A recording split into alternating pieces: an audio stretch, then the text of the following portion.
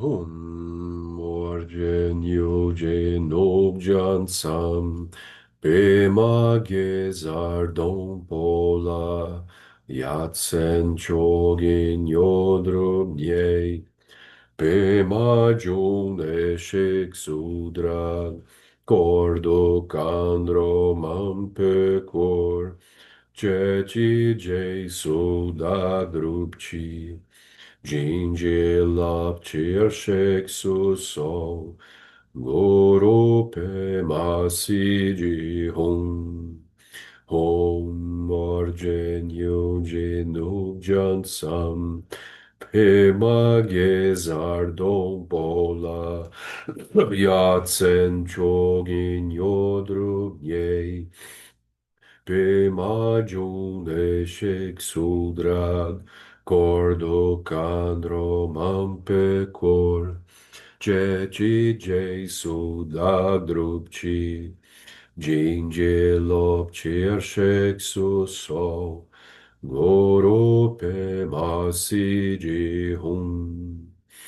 Om morgen yoje nubjan sam, pe magezar dom pola, yatsen chogin yodrub yei, pe majun eshek sudran, cordo candro mampe cor, ceci jesu da drupci, ginge lapcir shek sol, gorope masigi hum. Sanje chodan sochi chonam la, jancho bardo dagni chapsuchi, dagi jinso jipe sonanchi, drola pinkir sanje druparsho.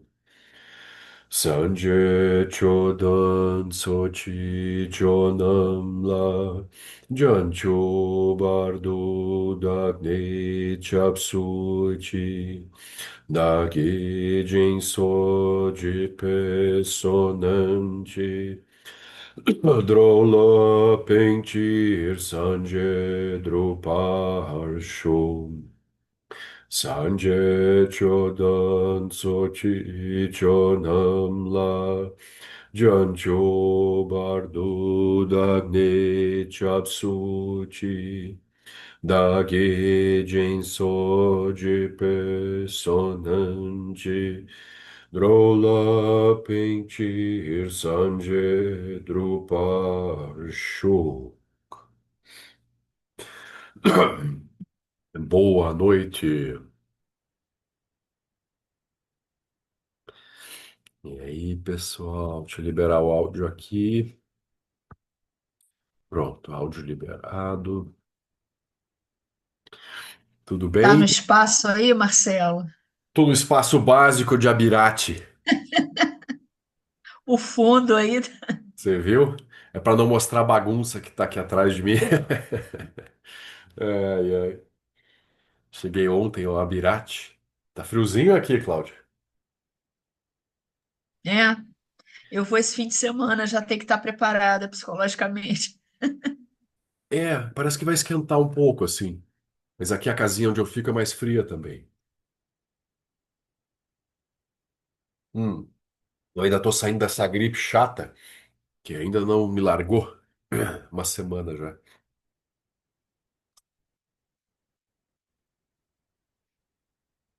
Mas vai passar. Muito bem, gente. Então, sigamos. A gente está na página 73 do livro, ali mais ou menos na metade da página. Então, semana passada a gente conversou um tanto, né, sobre a figura de Avalokiteshvara, como ele representa, né, a compaixão, a bodhicitta de modo completo. Então, foi mais ou menos essa conversa, né? Então, aqui o autor segue. O que não aparece no Sutra do Coração, quando comparado a outros sutras Prajnaparamita, são quaisquer polêmicas explícitas contra os ensinamentos budistas fundamentais. Não há disputas entre Shravakas e Bodhisattvas, nas quais os Shravakas são apresentados como aqueles que não entendem. Ainda assim, esse elemento é implicitamente representado por Shariputra, que é quem faz a pergunta sobre como praticar a Prajnaparamita. Em geral, existem três formas do que é chamado de a palavra do Buda. Existem as palavras que o próprio Buda expressa diretamente, mas também existem as palavras do Buda por bênção e palavras do Buda por permissão. O Sutra do Coração contém todos os três tipos. A introdução, que fala sobre a ambientação do Sutra, obviamente não é algo que o próprio Buda disse, mas foi adicionada mais tarde pelos compiladores. No entanto, essas ainda são consideradas palavras do Buda por permissão. O mesmo vale para o epílogo no fim do Sutra. A parte principal do Sutra consiste nas palavras do Buda por meio de sua bênção. No início do Sutra, o Buda entra em um samadhi particular, e é por meio do poder desse samadhi que Shariputra traz a questão e Avalokiteshvara responde. Portanto, o que Avalokiteshvara diz é considerado umas próprias palavras do Buda, que no fim são confirmadas duas vezes pelo Buda, quando ele diz: Ótimo, ótimo, ó filho de nobre família. Assim é, ó filho de nobre família. Assim é. Essas palavras representam o terceiro tipo de palavras do Buda, isto é, aquilo que ele diz diretamente. É possível que algumas vezes o Buda tenha pensado: desta vez vou deixar outra pessoa fazer o trabalho e apenas darei meu selo de aprovação. Assim, nesse sutra, temos todas as três formas do que é considerado palavras do Buda: seu discurso efetivo e direto, a fala por meio de outra pessoa, por intermédio de bênção, e a fala por meio de outra pessoa por permissão concedida. Então aqui o autor cita o fato de que esse sutra ele não traz nenhuma tensão entre o caminho do ouvinte e o caminho do Bodhisattva. A gente vai encontrar essas tensões em outros sutras. A gente vai encontrar especialmente no Sutra do Lótus, isso é muito forte. Vai encontrar também no próprio Sutra de Vimalakirti, onde Vimalakirti coloca, né, os ouvintes em situações bastante difíceis. E mesmo no Sutra do Diamante também vai ter alguma tensãozinha, assim, sabe? E aqui não. Aqui não se fala, não se faz essa comparação. Então, o caminho do ouvinte é representado especialmente pelos monges e monjas como Shariputra, Moggallanyana e todos aqueles arhats. E o caminho dos bodhisattvas, representado por Manjushri, Avalokiteshvara e todos os grandes bodhisattvas. Então, do ponto de vista do Mahayana, a visão do Mahayana é muito mais ampla que a visão do caminho do ouvinte. E, portanto, surge esse tipo de debate. O caminho do ouvinte vai criticar os textos Mahayana, dizendo que eles não são palavra do Buda, eles são invenções posteriores. E o caminho Mahayana vai dizer que o caminho do ouvinte olha para os ensinamentos do Buda de uma forma um pouco mais estreita. Então tem essa tensão assim clássica. Hoje em dia isso é muito mais fraco, mas no passado essa tensão entre essas linhagens já foi bastante grande. Tá? E aí os três tipos de palavras do Buda. Então o Buda fala, ele, né, através da bênção também, os ensinamentos dele aparecem, e também por delegação, né? O título: Sabedoria transcendente, mãe repleta de qualidades. O título completo do Sutra do Coração é O Sutra do Coração da Gloriosa Mãe Prajnaparamita. O sânscrito Bhagavati Prajnaparamita Hridaya Sutra literalmente significa o Sutra do Coração ou a essência da Bhagavati Prajnaparamita. Os significados de Prajnaparamita e Sutra já foram discutidos longamente na introdução. Bhagavat significa possuir fortuna, próspero, glorioso, ilustre, divino, adorável ou venerável. Em sânscrito, Prajnaparamita é uma palavra feminina. Então, a palavra feminina correspondente, Bhagavati, significa algo como sua gloriosa Mãe Divina. Além disso, no budismo, a sabedoria é considerada feminina, enquanto a compaixão ou meios hábeis é considerada masculina. Assim, Prajnaparamita geralmente é retratada como uma deidade feminina, que também é chamada de a mãe de todos os Budas. Na verdade, ela não é apenas a mãe de todos os Budas, mas de todos os praticantes dos caminhos budistas, tradicionalmente descritos como os quatro tipos de seres nobres, que são os Shravakas, os Pratyekabuddhas, os Bodhisattvas e os Budas. É claro, a Prajnaparamita não é a mãe dos quatro no sentido físico, como uma mãe humana e seus filhos. É a realização do que a Prajnaparamita é, sabedoria não conceitual e não dual, que dá origem aos estados de mente que são referidos como sendo um Arhat, um Bodhisattva e um Buda. Quando analisamos o que as palavras do título do Sutra significam em maiores detalhes, Bhagavat é um epíteto comum para o Buda, como encontrado no início do Sutra do Coração. Então, Prajnaparamita é considerada uma Buda. Bhagavat é frequentemente traduzido como o abençoado, mas além dos significados já mencionados, o termo em sânscrito tem muitas outras conotações. Nos comentários, o termo é interpretado como tendo três significados: destruir, ser dotado e transcender, que também se refletem na tradução tibetana do termo. O que a Prajnaparamita destrói? Ela destrói nossos obscurecimentos e as atividades dos maras, que se referem a todos os tipos de impedimentos externos, internos e obstáculos. Em segundo lugar, ela é dotada de 6 fortunas ou 6 riquezas. A primeira delas é a soberania ou maestria, no que se refere a ter superado todos os obscurecimentos, aflições e obscurecimentos à onisciência, e ser a única soberana ou senhora da mente iluminada. A segunda fortuna é ser dotada com os dharmas, isto é, as qualidades de um Buda, como os 10 poderes, os 4 destemores e as 18 qualidades únicas. Entre as 5 sabedorias búdicas, isso nada mais é do que a sabedoria do Dharmadato, que representa o espaço fundamental no qual as outras 4 sabedorias atuam. Aqui, quando falamos sobre Dharmadato, não se trata apenas de um sinônimo para a mera vacuidade, mas se refere à natureza da nossa mente, que é a expansão experiencial da união de consciência lúcida e da vacuidade. Essa natureza da nossa mente é dotada de uma pureza dupla. Em si mesma, é sempre intrínseca e naturalmente pura. No entanto, em termos do resultado do estado búdico, há mais a ser dito a respeito dela. Porque o estado búdico significa que essa mesma natureza da nossa mente também é pura, livre de quaisquer máculas adventícias que anteriormente pareciam obscurecê-la.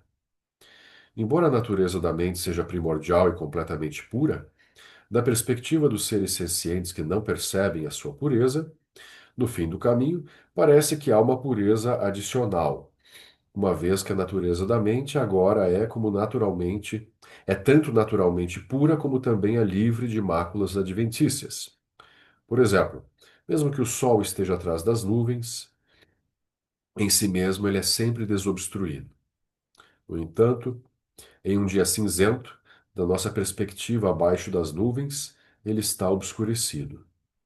Ainda assim, esse parece ser o caso apenas da nossa perspectiva, mas não da perspectiva do próprio sol.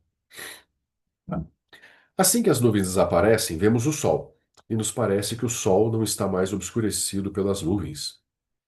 Mas se perguntássemos ao sol se ele se sentia obscurecido ou esmaecido, ele diria apenas: do que você está falando? Eu sempre estive livre das nuvens. O problema é seu se você pensa que eu fui obscurecido. Da mesma forma, a natureza de nossa mente é sempre pura por natureza, não tem quaisquer problemas ou obscurecimentos, mas do ponto de vista da confusão ou da ignorância, primeiro parece haver obscurecimentos. Então, parece haver liberdade de obscurecimentos, que é o segundo tipo de pureza. Porém, do ponto de vista da natureza da mente em si, nada disso chegou a acontecer em momento algum, que é o primeiro tipo de pureza, pureza natural. Então aqui, veja, ele está descrevendo uma série, né, de qualidades da Prajnaparamita, né, em função do título também, né, da abençoada a Bhagavati Prajnaparamita, né?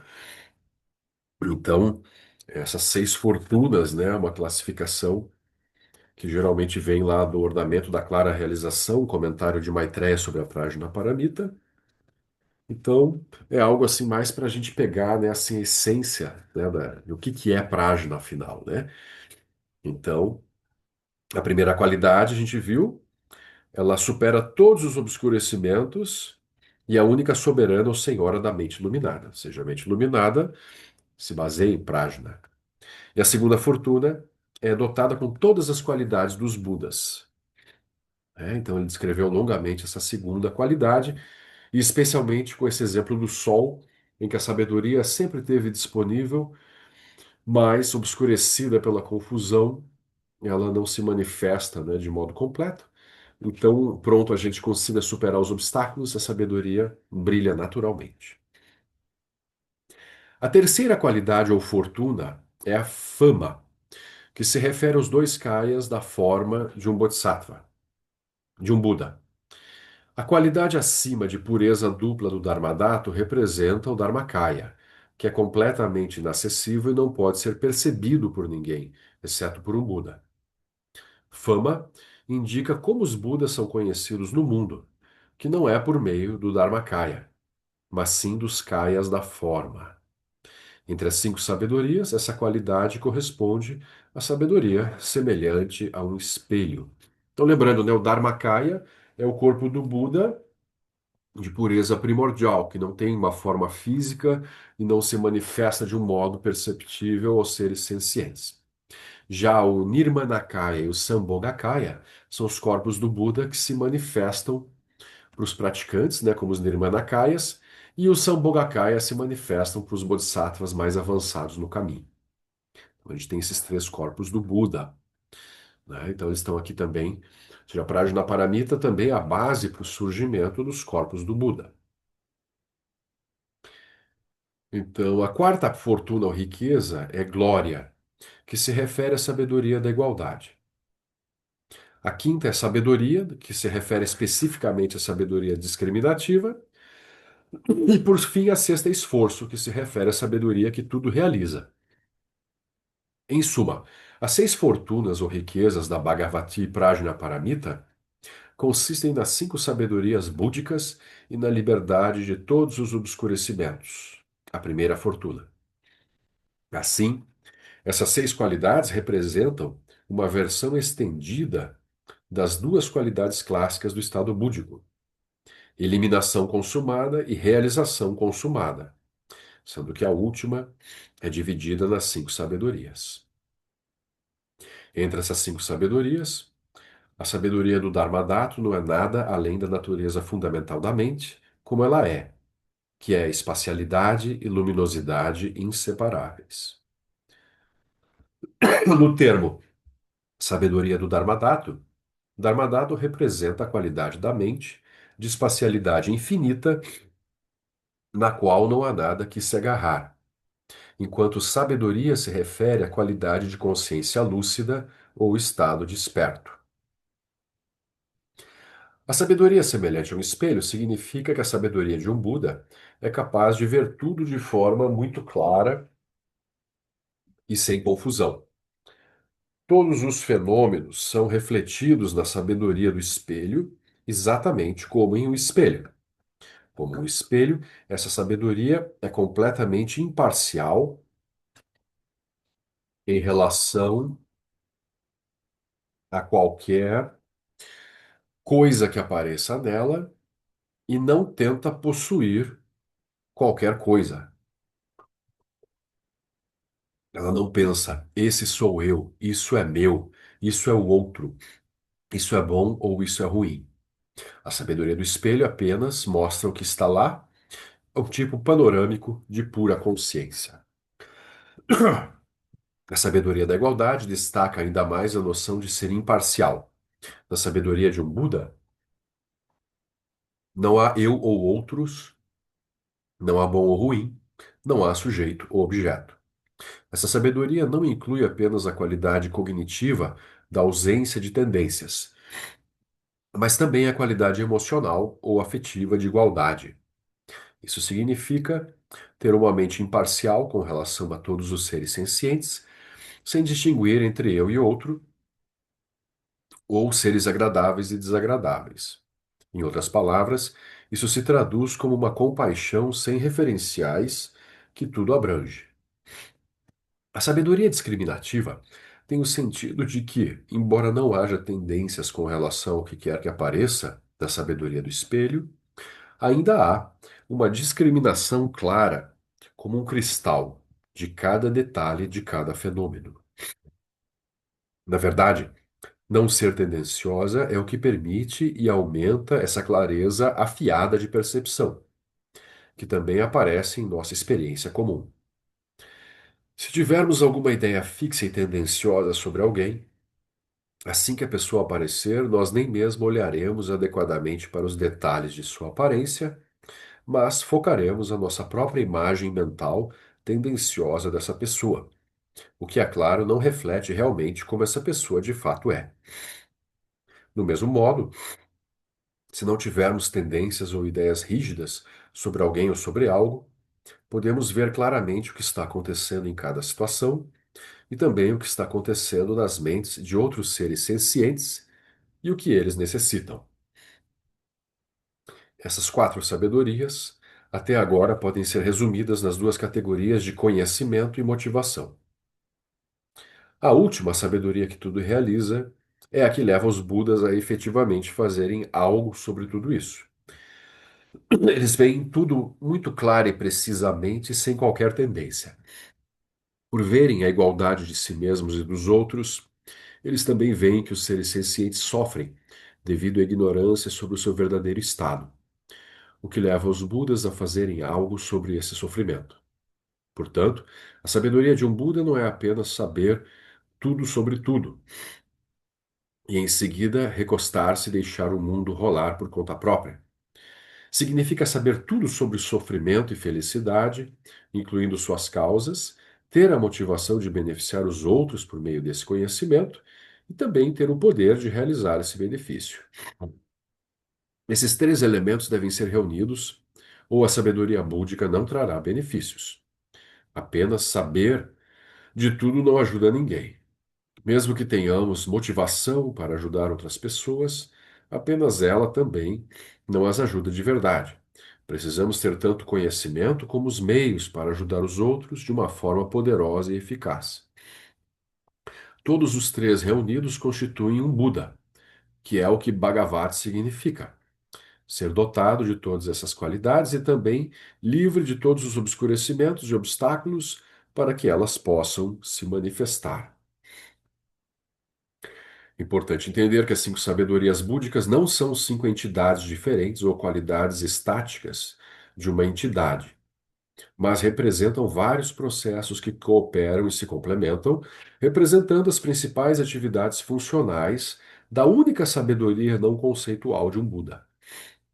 A sabedoria do espelho é como uma tela de TV que tudo abrange e que simplesmente reflete o que está lá, fornecendo assim os dados brutos a serem processados e usados. A sabedoria discriminativa significa olhar intencionalmente para essa tela e ver claramente todas as suas informações distintas, sem se confundir ou misturá-las. A sabedoria da igualdade refere-se a ser empático, mas sem qualquer tipo de julgamento sobre as informações vistas na tela, bem como não distinguir entre aquele que vê e o que é visto. A sabedoria que tudo realiza representa o impulso resultante de agir de forma altruísta sobre aquilo que é visto.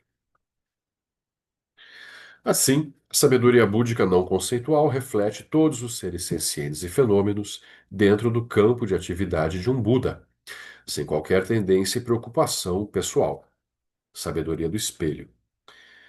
Ao mesmo tempo, essa sabedoria não conceitual percebe todos esses seres e fenômenos nos menores detalhes, tais como são, com um discernimento perfeitamente claro e sem quaisquer projeções ou sobreposições pessoais. Sabedoria discriminativa. A sabedoria não conceitual também é completamente não dual, o que não só se refere à sua estrutura perceptiva, sem a dualidade sujeito-objeto, mas também à sua inteligência emocional. Ela não considera o samsara como algo ruim a ser evitado, nem o nirvana como algo bom onde repousar. Ela não tem qualquer apego ou aversão a qualquer pessoa ou coisa, mas vê a natureza búdica de todos os seres, o que não é diferente em essência do próprio estado búdico, sendo assim naturalmente amorosa e compassiva com todos aqueles que não veem assim. A sabedoria da igualdade. A sabedoria do Dharmadhata oferece o espaço infinito, dentro do qual tal conhecimento vasto e profundo, compaixão e atividade iluminada são possíveis. Em virtude de todas essas características, a sabedoria não conceitual é o modo mental de operação mais eficiente possível. Está subjacente a tudo o que, da perspectiva daqueles a serem beneficiados, aparece de uma forma livre de esforços, não premeditada e ininterrupta. Sabedoria que tudo realiza como uma atividade útil de um Buda. Quanto ao terceiro significado de Bhagavati, a sílaba Van em Bhagavan, o nominativo masculino, é interpretada como o Van em Nirvana. Nesse sentido, Bhagavati tem a qualidade de transcendência, especificamente a qualidade de ter atingido o Nirvana livre de referenciais, que é o estado de não estar nem no Sansara nem no Nirvana unilateral dos Arhats, como um lugar privado e tranquilo para relaxar. Se não estivermos em nenhum desses dois, onde estaremos? Estaremos simplesmente completamente perdidos. É sério, os Budas podem estar em qualquer lugar que quiserem, em quantos lugares quiserem e sob quantas formas quiserem, porque não estão vinculados a um local, nem física nem mentalmente. Arhats ainda estão presos a um lugar. Eles não podem voltar ao Sansara, mas estão presos em seu pequeno nirvana pessoal. Isso significa que eles não podem ajudar ativamente outros seres sencientes que ainda estão no Sansara, enquanto os Budas podem aparecer em qualquer lugar do Sansara ou Nirvana, a qualquer momento. Não há obstrução. Portanto, o Nirvana livre de referenciais não é o Nirvana clássico de atingir a liberação apenas para o nosso benefício próprio. É muito mais do que isso, porque os Budas não estão apenas livres do Sansara, eles ainda estão ativos para o bem-estar dos seres sencientes. Eles não estão recuando e aproveitando os benefícios pessoais do seu seguro de aposentadoria. Esses três significados de Bhagavati, destruir todos os obscurecimentos, ser dotada de todas as qualidades e ir além de Sansara e Nirvana, também compõem a tradução tibetana, Chondende, desse termo. Superar os dois obscurecimentos é a qualidade de eliminação. Possuir o Dharmakaya de sabedoria é a qualidade da realização. A qualidade de transcendência significa estar além de Sansara e Nirvana e ainda ser capaz de aparecer em qualquer lugar dentro deles sem ser afetado. Então, aqui uma longa sessão em que eles descrevem, né, as cinco sabedorias de uma forma mais clássica, mas é um tema que a gente já trabalha bastante, né? As cinco sabedorias, como elas se manifestam, como a gente vai aplicá-las, né, no dia a dia e na prática. Então, para a Paramita, obviamente, ela é inseparável de todas as outras sabedorias, né? Não faz sentido falar de uma sabedoria búdica separada das outras, né? Então, aquilo as cinco estão sempre juntas. Para poder falar sobre elas, a gente dá nomes, né? A gente divide, mas isso é apenas didática, não é a realidade. Ou seja, um Buda que tem Prajnaparamita, obviamente ele tem as outras sabedorias todas de modo perfeito. Então isso é importante lembrar, né? E também aqui, não sei, né, como ele vai descrevendo as qualidades, quando ele fala em eliminação, ele quer dizer eliminar os obscurecimentos. Quais obscurecimentos?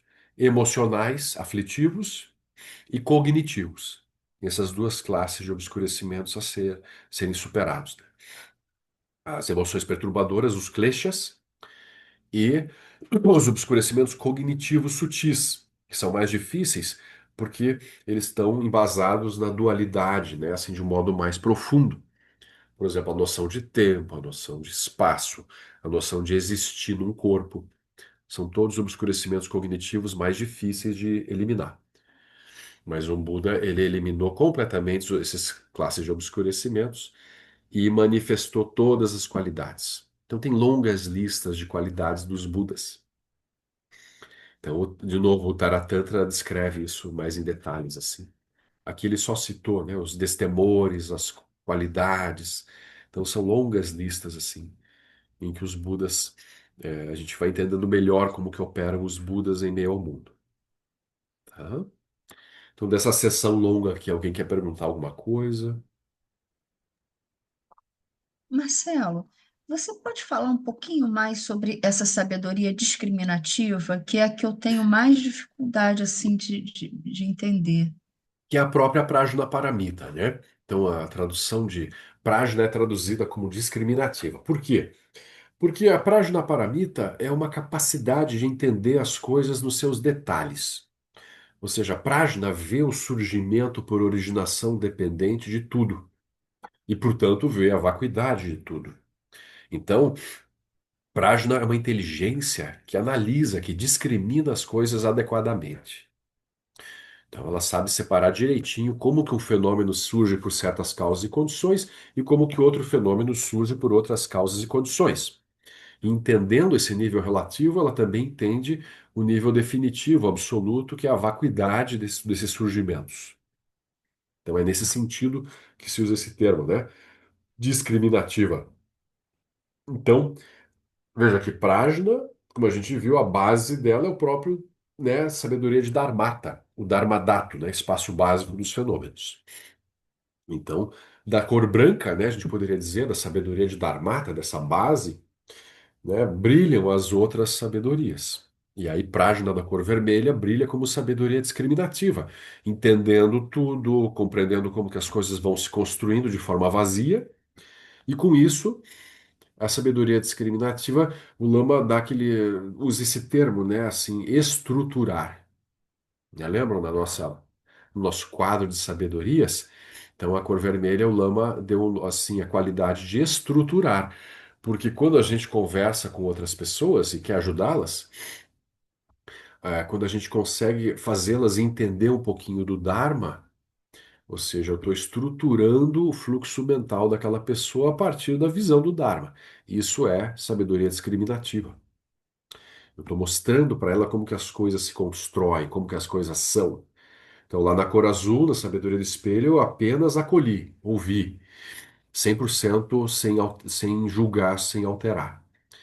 Daí, na cor amarela, na sabedoria da igualdade, eu apenas vi, né, percebi a igualdade perfeita do outro e de mim mesmo e vi tudo que o outro precisa e o que que eu posso oferecer. E aqui na sabedoria discriminativa, eu vejo tudo que o outro não entende, como é que ele não enxerga a realidade da forma correta. Eu vou estruturando a mente dele progressivamente. Então, todo o estudo do Dharma, por exemplo, ele cai dentro da sabedoria discriminativa, tá? Então, é nesse sentido, assim, que a gente usa essa palavra, né? Que mais, gente? É uma sessão que não é muito fácil. Ele usou alguns termos complexos, né?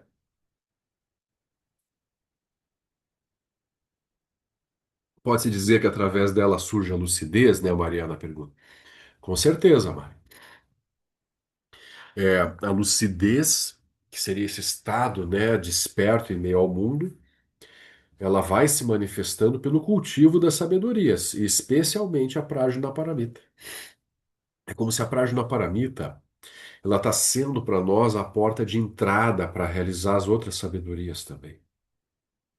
né? Cultivando o prajna, que é uma inteligência, ou seja, estudando o Dharma, estudando a vacuidade, a originação dependente, eu vou gerando uma mente que está de acordo com a mente dos Bodhisattvas e dos Budas.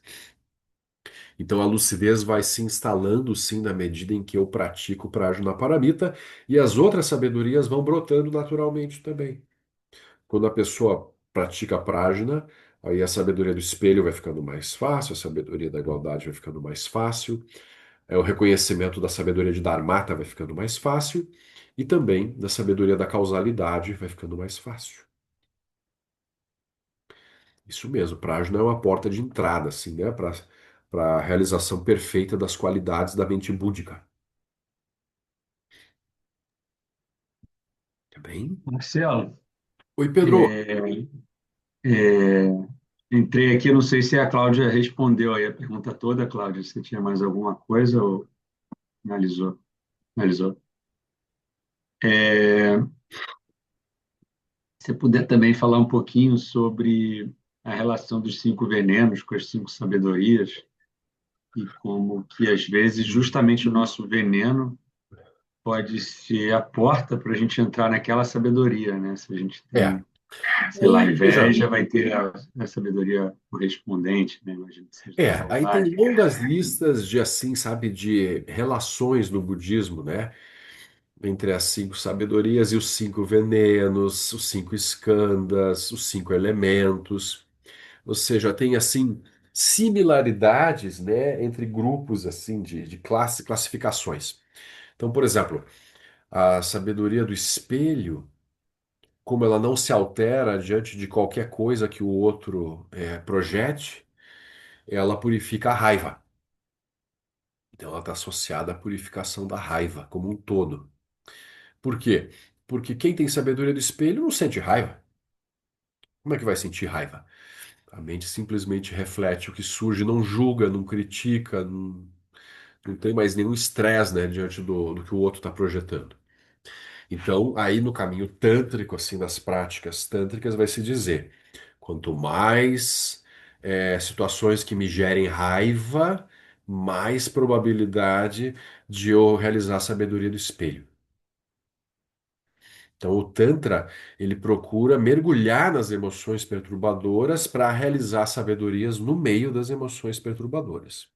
Então, o caminho não é muito fácil, obviamente, né? No Sutrayana, a gente vai treinando as qualidades como se a gente estivesse desenvolvendo, né, progressivamente. Generosidade, moralidade, paciência, energia constante, concentração e sabedoria. Então, é um caminho mais seguro, o caminho do Sutra. É um caminho mais gradual, ele demora mais, mas ele procura ir fortalecendo assim o fluxo mental progressivamente. O caminho tântrico ele mais empurra a pessoa assim para se virar um pouco no meio do samsara o mais rápido possível. Pode dar muito certo ou pode dar muito errado também. Então a pessoa ela acha que dá conta de lidar com a raiva e se coloca em situações de raiva, por exemplo, e às vezes está só acumulando mais karma a partir da raiva e não está conseguindo praticar de forma correta, né? Ou seja, realmente gerar a clareza da sabedoria do espelho no meio da raiva. Ou às vezes está É, gerando uma indiferença. É muito comum na sabedoria do espelho, a pessoa, ela ouve a provocação do outro, ela gera um afastamento, uma frieza, que não é a sabedoria do espelho. Esse também tem muitas pegadinhas em cada sabedoria. O ego, né, ele pode se encaixar de outras formas, né, tipo, em cada sabedoria. Então, no caso da sabedoria do espelho, é uma atitude aberta, assim, completamente receptiva, 100% receptiva diante do outro. Se o outro está num surto psicótico, eu estou completamente aberto ali para recebê-lo e tentar ajudá-lo de como for possível. Não tem crítica, não tem julgamento. Da mesma forma, se alguém estiver lá me criticando em público, me atacando de forma raivosa, também. A sabedoria do espelho é uma abertura para ouvir aquilo que o outro está dizendo. Não quer dizer que eu concordo com o que o outro está dizendo, mas eu estou receptivo sem devolver qualquer emoção perturbadora diante daquilo que o outro projeta, né? Então, esse é o caso da primeira das sabedorias. E assim vai avançando em cada uma. A sabedoria da igualdade se diz que ela purifica o orgulho.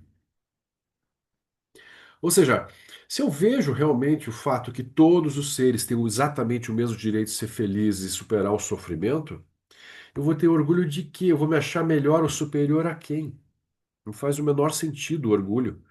O orgulho é uma viagem psicótica, megalomaníaca do ego, achando que é muito especial ou bom em alguma coisa, né? Então, o orgulho é uma emoção que não faz sentido nenhum, desde que a pessoa entenda, né, a igualdade que há entre o si mesmo e os outros. E aí você tem a mesma generosidade que você tem para você, de saber que você quer comer bem, dormir bem, etc. Você vai ter igualzinho para os outros.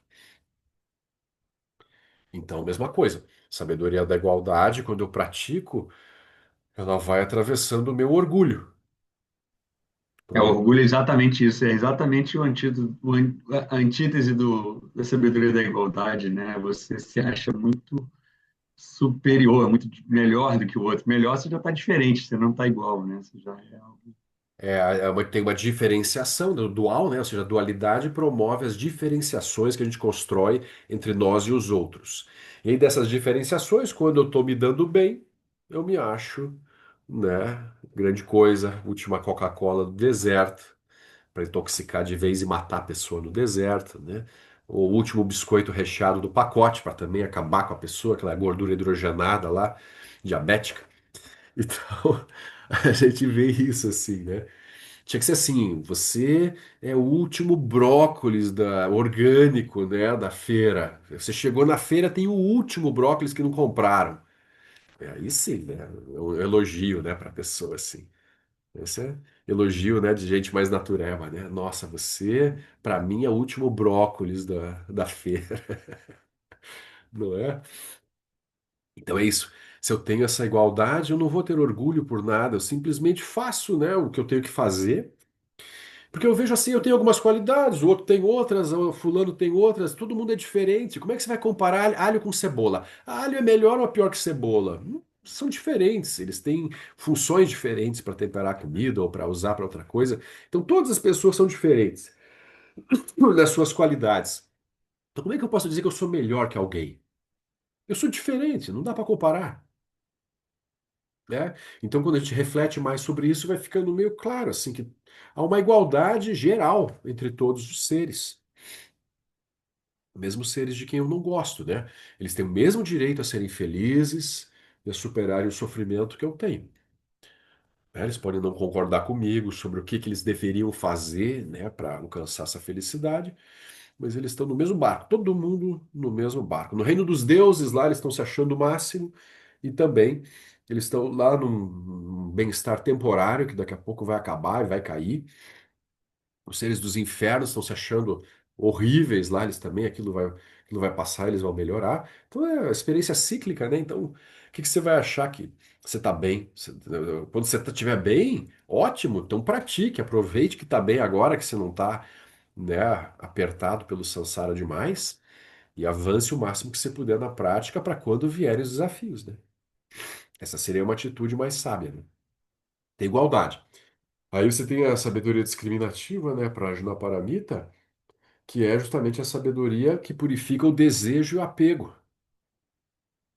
Por quê? Porque, né, prajna, né, ou seja, quando eu discrimino adequadamente os fenômenos e vejo como que eles se constroem e como eles são completamente vazios, você vai sentir desejo pelo quê?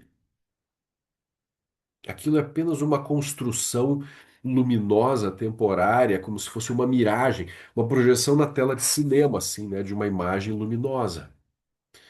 Então você vai tentar se agarrar, vai tentar agarrar uma imagem luminosa na tela de cinema, vai se apegar. Como é que vai gerar apego a qualquer coisa do samsara quando você tem prajna? Não tem como se construir o apego.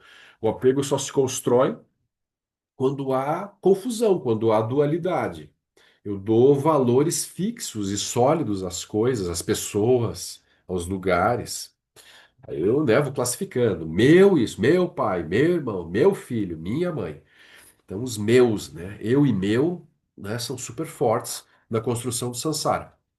E aí, para quem tem prajna, vê através dessas construções e, portanto, não se apega. E também não vai se perturbar por desejo diante de nada. vai se relacionar com o mundo, com as pessoas, com as coisas. Você vê os mestres, eles gostam de uma coisa, não gostam muito de outra, né? A gente vê claramente. Dá doce aí para os monges aí, os monges que vieram aí, tibetanos. Vai dando doce, eles vão comendo tudo. Eles gostam daquilo. Mas não quer dizer que eles tenham algum nível de apego, né? Não sei, vai depender da prática de cada um, obviamente, né? Mas aqueles seres que já têm mais prática, eles vão ter menos dependência de objetos de desejo e apego para tá bem, né? Porque eles veem o vazio dos objetos. Então, Prajna purifica desejo e apego e, portanto, a entrada no reino humano, né? Que é por desejo e apego. Aí a gente tem a sabedoria da causalidade, né? A cor verde, que purifica o quê? A emoção perturbadora da inveja, especialmente. Ciúmes e inveja. Essa é a relação, geralmente é a mais difícil de enxergar. Então, por quê? Se eu vejo como que as coisas operam, a causalidade das coisas, as consequências das ações de um modo muito claro, vejo a lei do karma, né, de um modo perfeito, né? Então eu olho para as pessoas ao meu redor, eu vou vendo cada um se movimentando. Por exemplo, o que que é inveja? Eu achar que o outro tem algo muito melhor, superior ao que eu tenho, eu fico querendo ser como o outro ou querendo ter o que o outro tem, por exemplo. Então, é uma incompreensão da condição real do outro. O outro está numa condição impermanente, tudo que ele plantou vai gerar consequências, e aquilo é impermanente, ou seja, aquele que está muito bem hoje vai perder tudo que tem. Então, você vai ter inveja de quem? Por exemplo, quando você vê, né, os grandes esportistas e artistas, quando eles entram no período final da carreira, é bem impactante assim, né? Quando você vê, por exemplo, quem acompanhou, sei lá, a carreira do Usain Bolt, né? Daí quando você vê ele nas últimas corridas, aí já perdendo. Então aquilo é chocante, né? Você vê aqueles seres que pareciam invencíveis, imbatíveis, começam a perder. Ou seja, eles não têm mais como sustentar aquela qualidade para sempre. Então vai ter inveja de quem? A inveja não faz sentido, né? Ó, o Mili está lembrando um exemplo mais atual, né? Mais recente, assim. Eu estou lembrando lá do Usain Bolt para não pegar ninguém muito pesado, né? Mas ele já lembrou um 6-0 que teve ontem aí, né, Miles? Né? Teve um jogo aí que tem um time aí que tomou 6-0, né? Menino chorou. Chora mesmo. Imagina quando o Brasil tomou 7-1 da Alemanha aqui. Eu tava em retiro, eu tava fazendo uma coisa que prestava. Vocês, não sei, quem que tava vendo o jogo, assistindo o Brasil tomar pau da Alemanha, tomar 7 gols, né? Cada um com seu karma, né, Marcelo? Você não tinha karma para isso, estava lá no retiro, para ter esse sofrimento. Não precisei presenciar isso. Quando me falaram, eu fiquei chocado, mas não derramei nenhuma lágrima. Já o Neymar ontem, né? Santos Futebol Clube lá, tomou 6. Foi vergonhoso, hein? Com aquele salarinho que ele ganha, realmente é difícil justificar. Então, final de carreira, assim, para jogador, para artista também é meio triste, né? Assim, especialmente os artistas que fazem papéis que dependem mais da beleza física, né? Aquilo vai ficando uma coisa assim, meio deprê. A pessoa vai tentando E são sustentar. os deuses, né? Quando vão chegando perto ali do final, começam os outros deuses a se afastar, aquilo, né? Já não É querem estar exatamente isso. próximo. É isso aí. A pessoa já não é mais contratada para aquele tipo de. Antes fazia papel de mocinha, agora é da mãe da mocinha, né? Ou era o galã, agora já é o tio, ou é um vilão da história, não é mais Tio o vilão. Suquita. Tio Sukita, é isso aí. Então, né? Então a inveja, quem entende a lei da causalidade de um modo claro, sabe que tudo que sobe vai descer, vai ter inveja do quê? Ou mesma coisa, ciúmes. Ciúmes daquilo que eu acho que é meu, ou das qualidades, né? Que eu acho que eu adquiri para mim e não quero que ninguém me tire. Né? Eu tenho um cargo, um título. A pessoa vai ter ciúmes daquilo. Por exemplo, a pessoa, sei lá, é coordenadora no SEB. Um super cargo, né? Elevado, importantíssimo. Aí a pessoa fica com ciúmes que alguém venha e tente, né, tomar a posição importante dela. Acho que não, né? Então não faz o menor sentido. Se aparecer alguém querendo fazer aquilo, não, com certeza, venha cá, vou te ensinar tudo. E é hoje, te passar tudo. Então tem essas coisas assim. Então, ciúme e inveja só surgem numa mente confusa, uma mente que não está entendendo as coisas como elas são, né? Então, sabedoria da causalidade. E por último, a sabedoria de Dharmata da cor branca, a sabedoria do Dharmadato, né? Do espaço básico dos fenômenos, ela combate especialmente a ignorância básica, a vidya. Ou seja, a vidya é o começo de tudo, né? O surgimento do samsara começa em avidya. Então, se eu não localizar o espaço básico dos fenômenos que está por trás do próprio samsara, que é a essência do próprio samsara, né, que é a sabedoria de Dharmata, então, se eu não fizer isso, eu sigo em ignorância, né, num sentido, e é uma ignorância que não é passiva, é uma ignorância ativa, é uma ignorância que constrói, não é uma ignorância que só não sabe o que está acontecendo. É uma ignorância que, por não saber o que está acontecendo, vai construindo cenários, né? Mundos de sofrimento. Então, a sabedoria do Dharmadato, quando realizada na meditação, né? Alguém repousa em Dharmata, na presença, no espaço básico dos fenômenos, isso vai naturalmente purificando essa ignorância avidya, que vai cada vez menos atuando na vida da pessoa. E um Buda não tem mais nenhum resquício, né, de avidya, né? Então isso é é uma prática realmente, né? Ou seja, usar as emoções perturbadoras para manifestar sabedorias correspondentes. É uma forma clássica de descrever como que o Tantra opera, né? Não precisa chamar também, né, Marcelo? Mas uma hora elas aparecem de qualquer jeito. Então é melhor a gente praticar. É.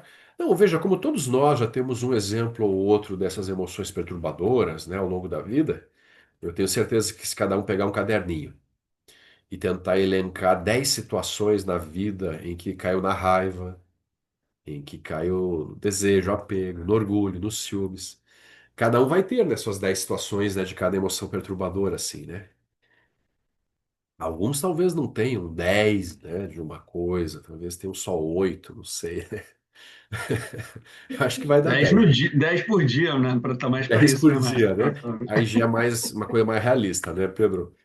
Então é isso, a pessoa, ela elencar essas situações, ela pode praticar em cima dessas situações que já aconteceram, lembrar, aplicar a sabedoria correspondente e ver. Ah, eu entrei naquilo, não fazia o menor sentido.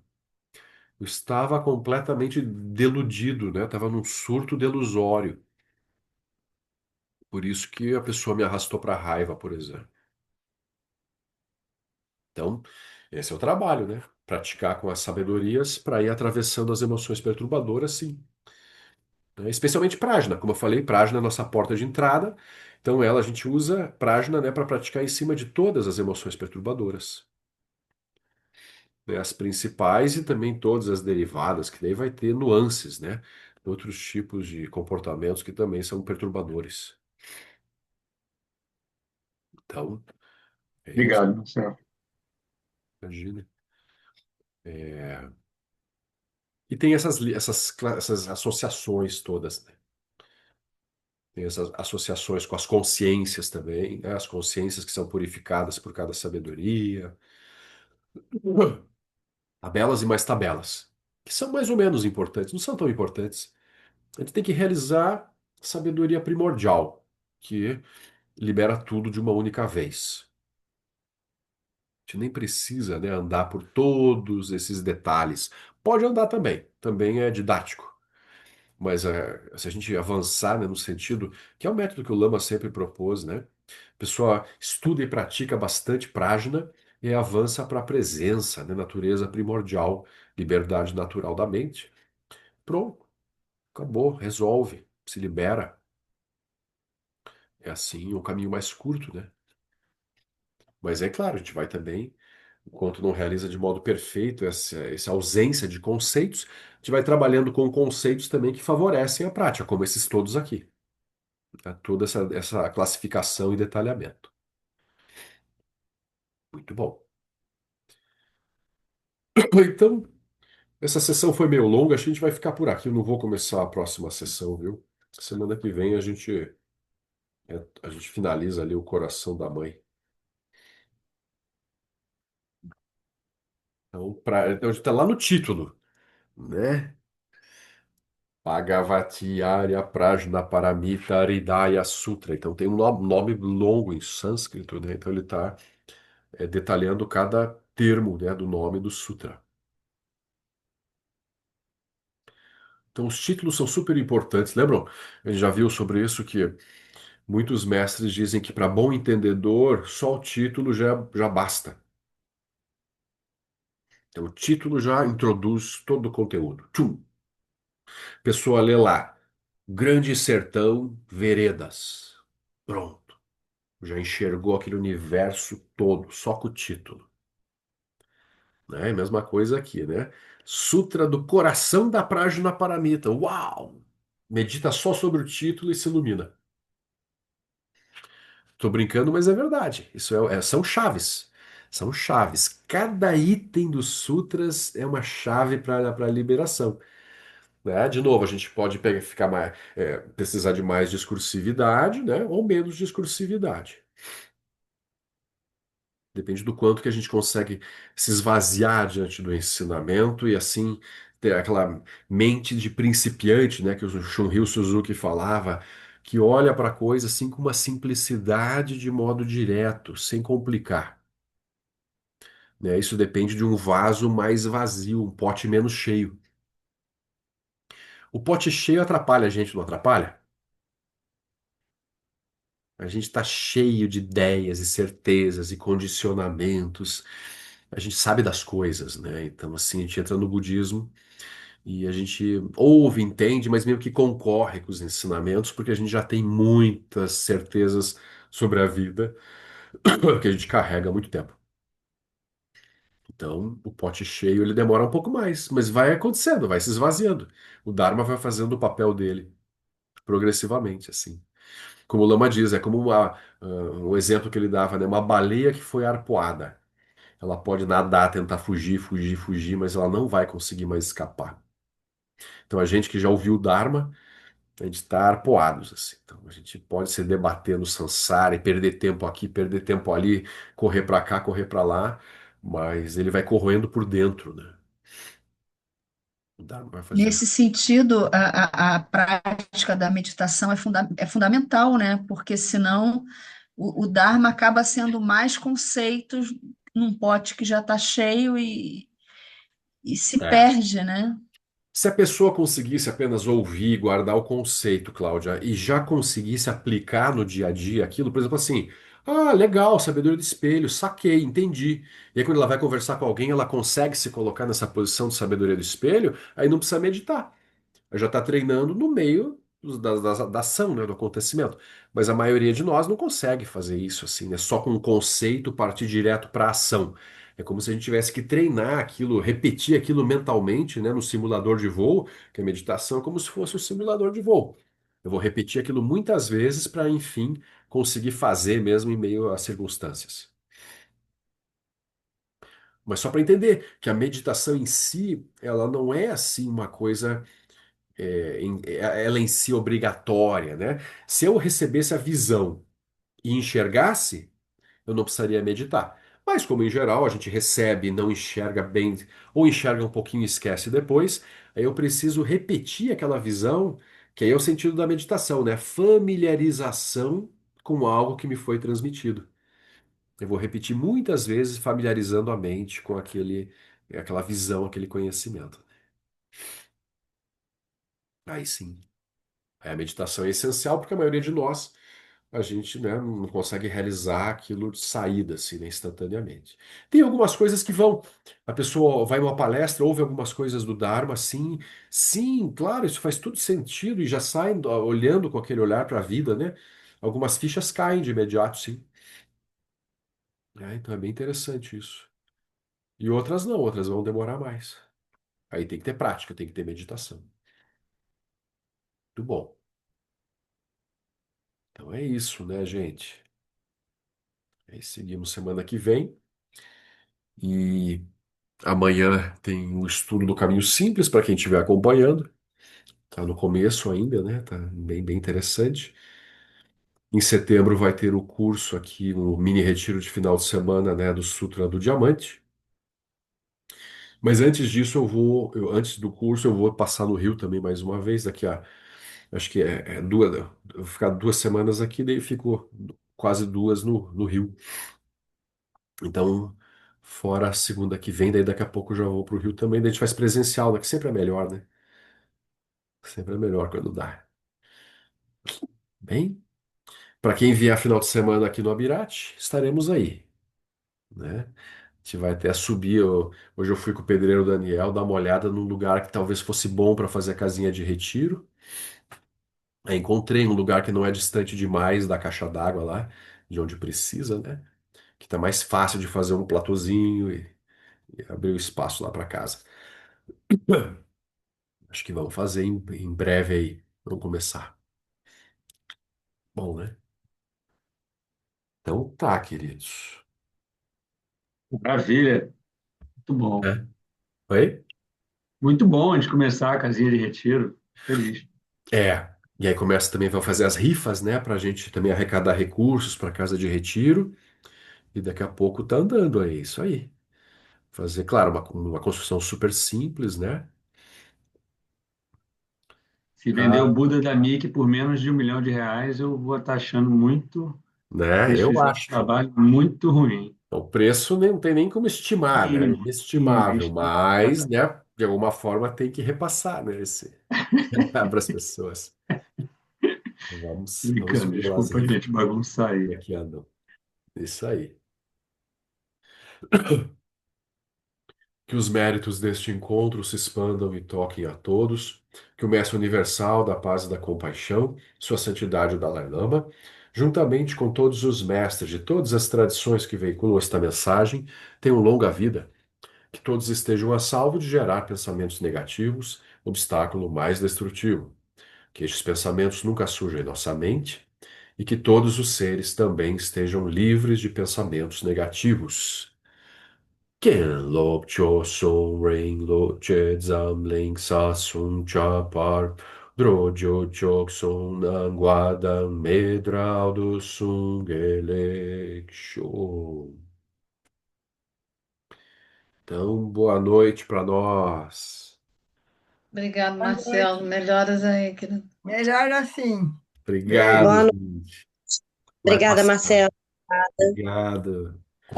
Boa noite a Até semana que todos. vem, gente. Boas Até práticas. semana que